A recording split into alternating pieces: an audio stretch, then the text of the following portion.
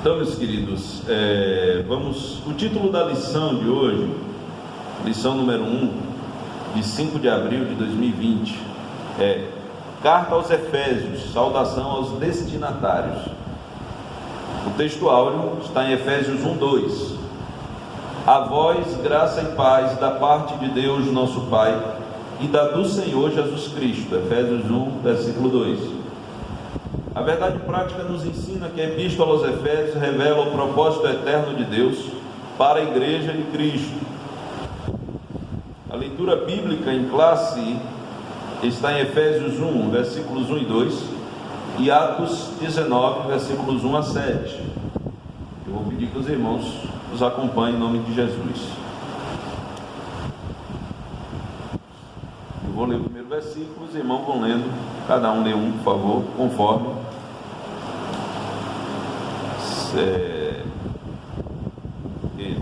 Efésios 1, versículos 1 e 2, e Atos 19, versículos 1 a 7. Efésios 1 diz assim: Paulo, apóstolo de Jesus Cristo, pela vontade de Deus, aos santos que estão em Éfeso e fiéis em Cristo Jesus.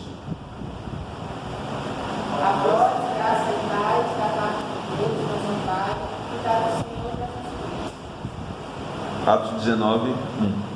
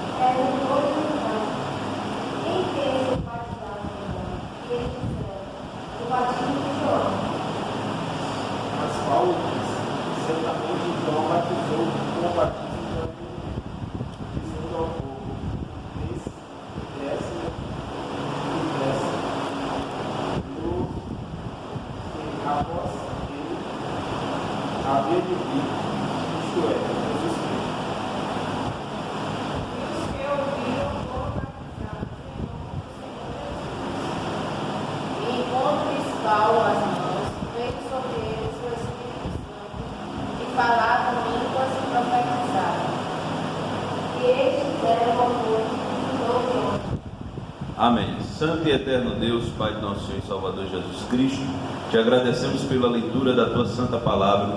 Te pedimos que o Senhor abra nosso entendimento nessa manhã, para que possamos compreender e discernir a mesma, em nome de Jesus. Continua com a tua igreja, nós te pedimos e te agradecemos, agora e sempre.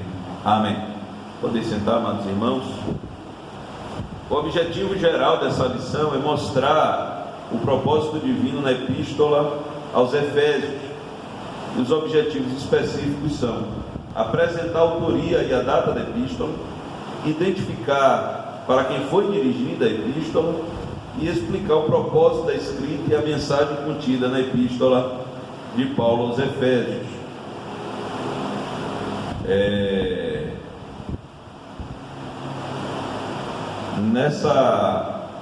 Essa lição, comentarista é o pastor Douglas Batista, presidente do Conselho de Educação e Cultura da CGADB, pastor da Assembleia de Deus, missão no Distrito Federal.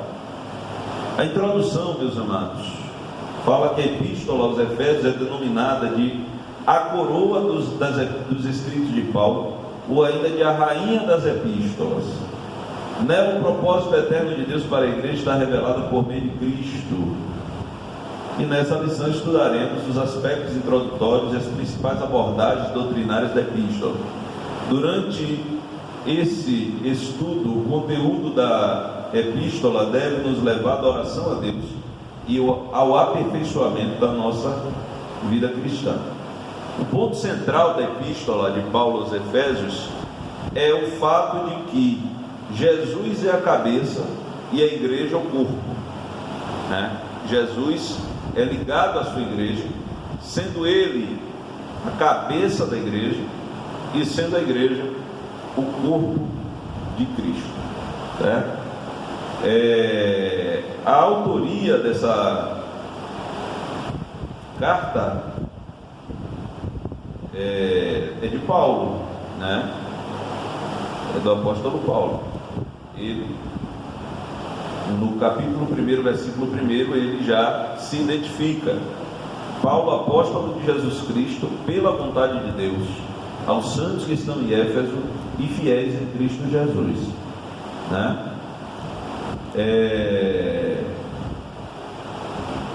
Aí a lição fala sobre o significado do seu nome: Saulo, que significa solicitado, e Paulo, que significa pequeno.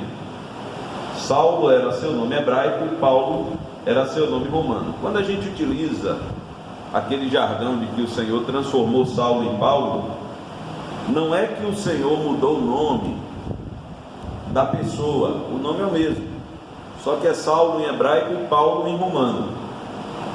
Não estou dizendo também com isso que não se possa falar, porque ele passou a ser conhecido pelo nome de Paulo a partir do encontro com Jesus, mas não teve seu nome mudado. Agora, o que o Senhor mudou mesmo, não mudou o nome, mas mudou a sua vida, né? Aquele que era mais conhecido como Saulo por conta do seu nome hebreu, ele passou a ser mais conhecido como Paulo, e como ele se identifica no capítulo 1, versículo 1, apóstolo de Jesus Cristo pela vontade de Deus, né? Então, nas 13 cartas de sua autoria, ele se identifica como Paulo. Então, por isso também nós o retratamos como Paulo, pelo seu nome romano. Ele próprio se identificava como Paulo em suas epístolas. Um outro detalhe que a lição fala, e que eu já falei, é a reivindicação da sua autoridade apostólica, com a ressalva: pela vontade de Deus. Ou seja, ele está dizendo que não foi escolhido por homens, né? A gente sabe, e Paulo ele disse aos coríntios, que ele era como um abortivo. O que isso significa? Significa que ele era um que não era. Ele não fazia parte do colégio apostólico, mas ele foi chamado por Deus, né? Ainda que não fizesse parte do colégio apostólico, mas justamente o Senhor, ele trouxe com esse chamado a seguinte declaração. É como se o Senhor estivesse dizendo: eu vou chamar uma coisa para um povo que não é. Então, por isso Paulo é chamado de apóstolo dos gentios, né? A gente vê lá os 24 tronos retratados em Apocalipse, que ao que tudo indica, será para os 12 patriarcas e para os 12 apóstolos, porque Jesus disse que os apóstolos assentariam com ele. Mas Paulo não faz parte do colégio apostólico, só que ele foi chamado de apóstolo por Jesus. Então ninguém pode negar a autoridade apostólica de Paulo. Ninguém pode negar a sua autoridade apostólica. Ele é apóstolo de nosso Senhor Jesus Cristo. Essa carta foi escrita num período em que ele estava preso em Roma. Ele estava preso em Roma, e por isso ele se identifica no capítulo 3, versículo 1, como prisioneiro de Jesus Cristo, no capítulo 4, versículo 1, como preso do Senhor, e no capítulo 6, versículo 20, como embaixador em cadeias. Ou seja, essa carta foi enviada no cárcere, né? E por isso ela integra o rol das epístolas da prisão, que são as cartas que Paulo escreveu quando estava preso. São as cartas aos Efésios, aos Filipenses, aos Colossenses e a Filemon. A carta a Filemon é a menor de todas e tem uma história lindíssima. Me permitam só esse parênteses. Eu gosto da carta de Filemon, porque na carta de Filemon, Paulo, ele encontra-se com Onésimo, que era um cabra que dava trabalho. Onésimo era escravo de Filemon e fugiu de Filemon, e tudo indica que levou alguma coisa. que roubou Filemon. Tudo indica que ele fez isso. E Paulo, quando escreve a Filemon, naquelas poucas linhas, ele fala que Onésimo agora aceitou Jesus. E quando a gente aceita Jesus, a vida transforma. Não é uma mudança de nós em nós mesmos, mas é uma mudança de Cristo em nós. Então não é normal um cristão não ser diferente. Não é normal. O natural é que quando Jesus entra, a história muda. E a história de Onésimo mudou. A história de Onésimo mudou. Por que é que quando alguém aceita Jesus ainda muito novo, ou nasce na igreja, às vezes demora um pouquinho de pegar, e precisa pegar no tranco? A gente que veio do mundo, a gente bateu tanta cabeça que quando vem, já vem moidinho, né? Geralmente é assim. Aí tem filho, aí os meninos nascem e crescem na igreja, acompanhando a gente, mas às vezes ainda não tiveram um encontro com Jesus, que nós tivemos. E aí a gente faz o quê? Pega esses meninos e joga lá fora para encontrar Jesus? Não, de maneira nenhuma. A gente vai orando por eles para que eles tenham esse encontro que nós tivemos. E aí a gente vê, às vezes, o menino nasceu na igreja, dá mais trabalho do que o que veio de fora, mas lá na frente Jesus pega ele e ele vira uma bênção. Aí alguém olha e diz: menino, tu dava tanto trabalho, agora tu é pastor. Tu dava tanto trabalho, agora tu é dirigente de círculo de oração. É Jesus que faz isso, entendeu? E quando Jesus entrou na vida de Onésimo, Onésimo se converteu efetivamente. E agora Paulo escreve a carta e diz: Onésimo, quem vai entregar essa carta a Filemon é você. Olha aqui, que negócio. Filemon agora crente, Filemon com uma pequena congregação funcionando em sua casa. A Bíblia não especifica se ele era obreiro ou não, mas a congregação funcionava em sua casa. E agora Paulo escreve a Filemon e diz: olha, Onésimo é crente, não receba mais ele como escravo fujão, receba ele agora como irmão, e se ele estiver devendo alguma coisa, pode botar na minha conta que eu pago. Se você quiser cobrar, cobre de mim. Mas ele faz uma ressalva, confiando que Filemon iria perdoar Onésimo. Para mim isso é lindo, é uma história linda de perdão. E às vezes lá no mundo a gente constrói inimigos, né? Aí quando aceita Jesus, os dois inimigos viram melhores amigos. Um dia eu dei uma carona ao irmão. Um irmão ia pregar na congregação em que eu não era dirigente, mas eu congregava. E eu convidei o irmão para pregar. O irmão era uma bênção, pregador da palavra de Deus, usado por Deus. E no caminho, no carro, ele perguntou: fulano congrega lá? Eu disse: congrega. Ele é. Quando nós dois estávamos no mundo, eu armei para matar fulano, mas agora Jesus entrou, eu sou crente, ele também é, e hoje ele é meu amigo. Então Jesus faz essas coisas, né? Fechei o parêntese de Filemon. Vamos voltar à lição. A data, de acordo com Atos, o fato de Paulo está em prisão domiciliar por cerca de 2 anos, conforme está em Atos 28, 30, a data provável é entre 60 e 62 depois de Cristo, né? Sendo ainda mais provável ter sido por volta de 61 a 62 depois de Cristo. E um portador dessa carta foi Tíquico. A carta aos Efésios, os irmãos vão entender, vai ter o trimestre inteiro para os irmãos entender que a carta aos Efésios, apesar de ser pequena, pelo menos na minha opinião, ela é tão completa, ou quase tão completa, quanto a carta aos Romanos. A carta aos Romanos é maior. A carta aos Romanos, há quem diga que é a carta mais doutrinária de todas. Todas as doutrinas fundamentais da igreja estão contidas na carta aos Romanos. Para mim, a carta aos Efésios, ela não é muito diferente, apesar de ser menor, mas o fato de ser menor dá a ela também uma objetividade maior. Se na carta aos Romanos, por exemplo, Paulo, ele fala da pecaminosidade humana, da universalidade do pecado, ele fala que todo mundo é ruim, né? O gentio é ruim, que pecou contra Deus. O judeu também não é para ficar se achando não, que também pecou, é ruim também. Aí ele, lá no capítulo 3, ele sentencia: todos pecaram.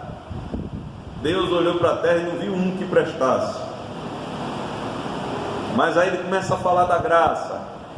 Depois que fala da graça, aí vem falar da nova vida com Cristo. Aos Efésios ele vai mais direto ao assunto. São duas partes principais. A primeira parte, que vai do capítulo 1 ao 3, tem as declarações teológicas a respeito da redenção. E aí a gente tem que ter muito cuidado na reflexão sobre a redenção, a doutrina da redenção.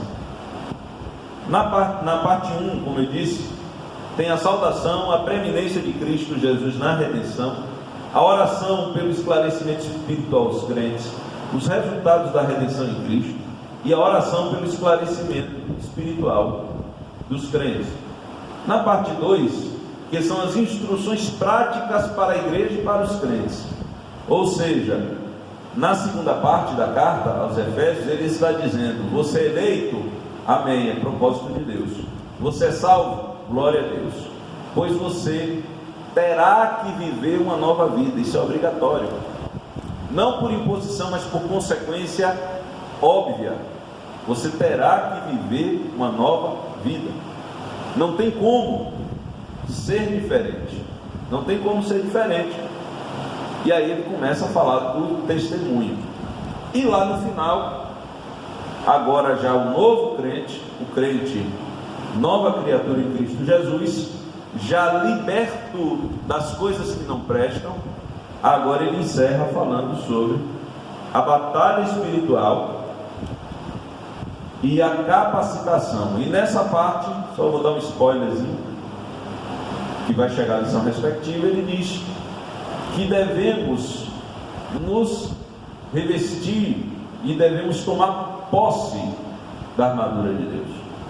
Tomai a armadura de Deus, pegue a armadura de Deus. Alguém acha que a armadura de Deus vai ser entregue na sua mão, na minha mão? Não, já está à disposição. Eu tenho que pegar, você tem que pegar. E quando ele diz tome posse de toda a armadura de Deus, ele está dizendo, aí é o passo a passo da carta: você foi eleito em Cristo Jesus. Essa eleição é segundo a presciência de Deus. Essa eleição é uma eleição coletiva. Deus elegeu nele um povo para chamar de seu. Não é a eleição incondicional do calvinismo, tá bom? O calvinismo ensina que Deus elegeu alguns incondicionalmente para o céu, ou seja, pode aprontar à vontade que você vai para o céu, e outros ele elegeu incondicionalmente para o inferno, ou seja, pode passar a vida inteira na presença de Deus, uma hora você vai cair. Essa doutrina é mesquinha e nega o amor de Deus, porque Deus ama a todos indistintamente. O amor de Deus é para toda a humanidade. Agora, infelizmente, nem todos reconhecem e recebem esse amor gracioso. Mas a nós que recebemos, louvado seja o nome de Jesus Cristo, a nós que recebemos, glória a Deus,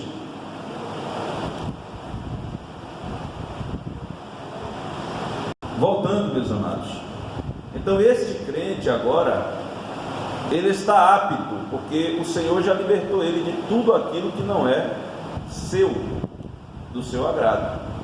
Então neste ponto, ele agora já está apto a buscar as armaduras de Deus, porque a batalha espiritual é algo real. É algo real. Certa vez eu vi um pastor norte-americano, ele dizendo isso, que muitas vezes quando a gente aceita Jesus, as coisas parece que vão assim, né? Logo que a gente aceita Jesus, vai dando tudo certo, Deus vai enchendo, a gente vai se sentindo uma felicidade tão grande, é como se tivesse um invólucro, né, nos protegendo. Nos primeiros dias é o que alguém chama de primeiro amor, alguém aí chama de primeiro amor, né? E a pessoa sente aquele gozo na alma, aquela plenitude, uma sede de Deus e quer aprender de Deus. Aí daqui a pouco o negócio começa a apertar, né? Começa a apertar e aí começa a pensar, eu aceitei Jesus pensando que ia ficar bom, foi mais difícil. O negócio agora estreitou mais, o emprego que tinha perdeu, o parente que era melhor amigo desprezou, começa a apertar. O que é isso? A gente vai entender na carta aos Efésios, que nos primeiros dias a coisa vai de uma maneira que o Senhor está nos guardando, está trabalhando nossa vida, tirando o que não é dele, mas depois que está pronto, agora a responsabilidade é nossa. Meu filho,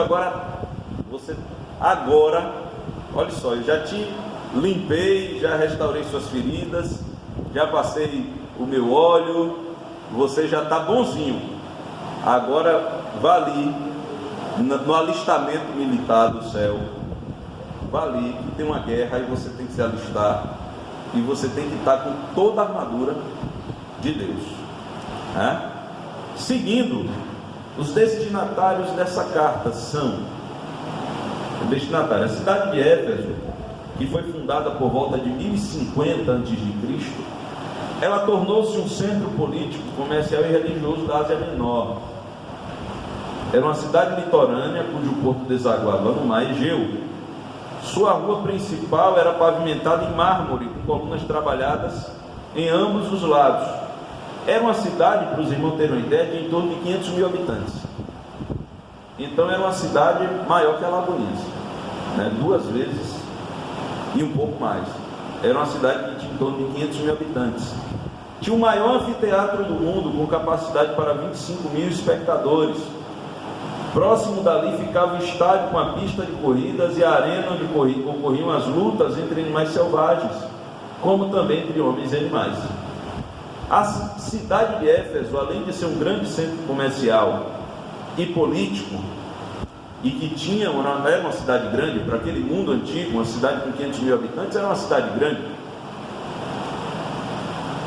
Ela era um centro religioso que abrigava o templo de Artemis ou Diana, que era a deusa da fertilidade.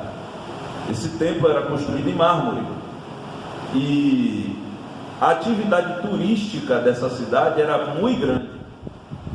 Por isso que Paulo, quando chega em Éfeso, a Bíblia diz que depois de um tempo que ele passa lá ensinando a palavra do Senhor, há um grande avivamento em Éfeso e vários magos, eles trazem os seus livros de magia para a praça principal da cidade e começam a tocar fogo. E o valor daqueles livros era em torno de 50 mil peças de prata. 50 mil peças de prata. Veja que agora a cidade de Éfeso, ela se torna, aí o povo, que a atividade turística era grande, o turismo religioso era grande. Imagine uma cidade hoje como Juazeiro do Norte, que é uma cidade que tem um turismo religioso muito forte, por causa do Padre Cícero. Imagine uma cidade chamada Aparecida do Norte, que a maior parte do turismo para aquela cidade é a visitação, a peregrinação à Basílica lá de Aparecida.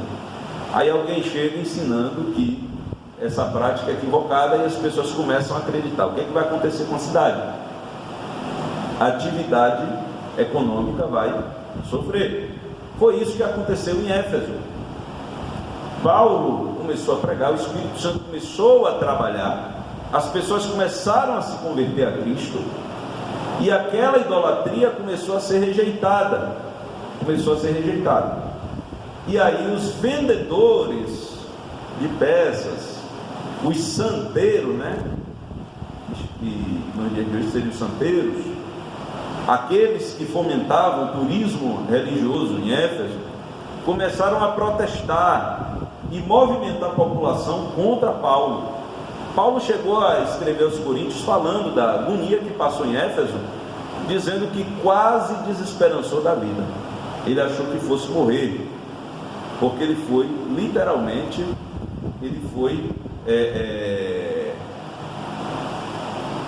acossado ali na cidade de Éfeso. A igreja de Éfeso, eu já falei alguma coisa aqui, Paulo evangelizou a cidade e seus arredores por 3 anos. Quando chegou a Éfeso, encontrou 12 discípulos, os quais batizou nas águas e conduziu a receber o batismo do Espírito Santo. Em seguida, evangelizou os judeus na sinagoga por um espaço de 3 meses. Como começaram a resistir ao evangelho, ele alugou um salão na escola de Tirano. Aí aqui alguns historiadores dizem que ele vendia, que Paulo, ele aprendeu com o ofício de fazer tenda, né?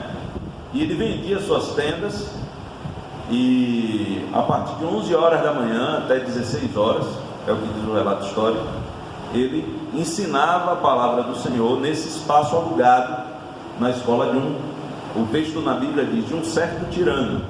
Tirano aqui não é adjetivo, tirano aqui é o nome da pessoa, viu? O nome da pessoa que era tirano, não é que fosse um homem tirano, não.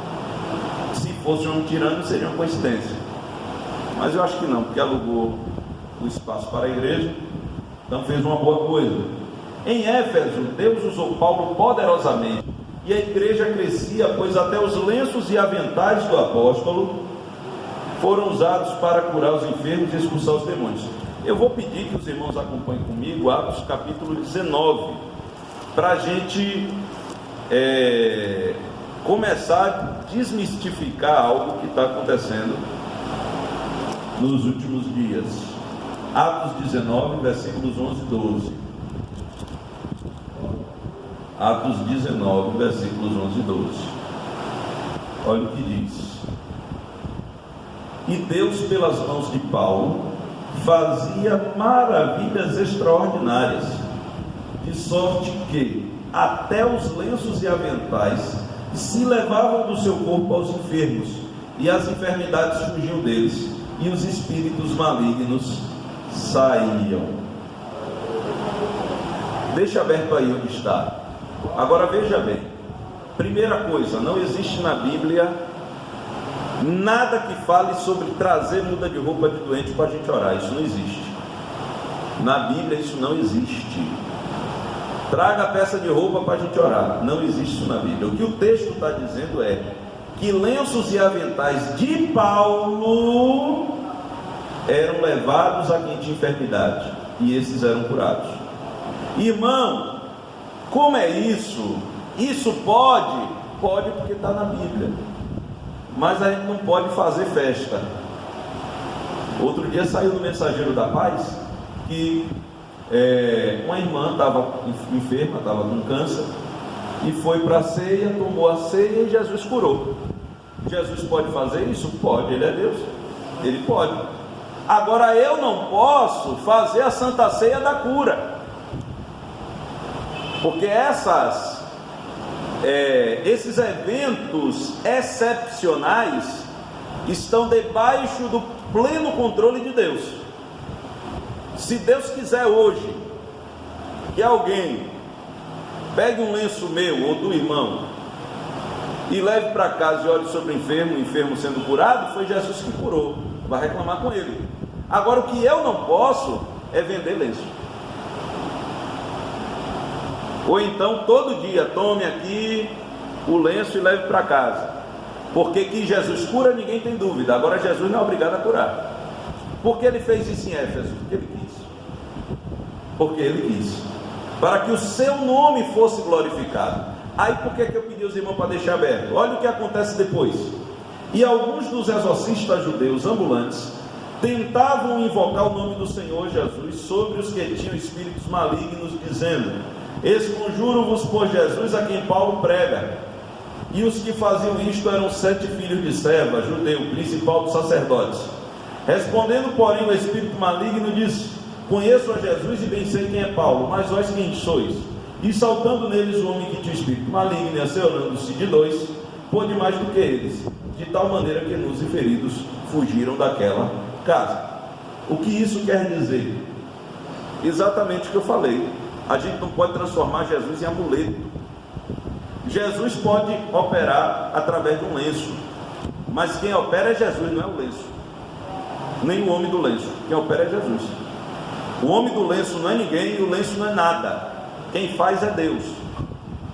Então eu não posso, a não ser que o Senhor fale comigo. Na direção de Deus você pode tudo, fora da direção de Deus você não pode nada. Qual é o modelo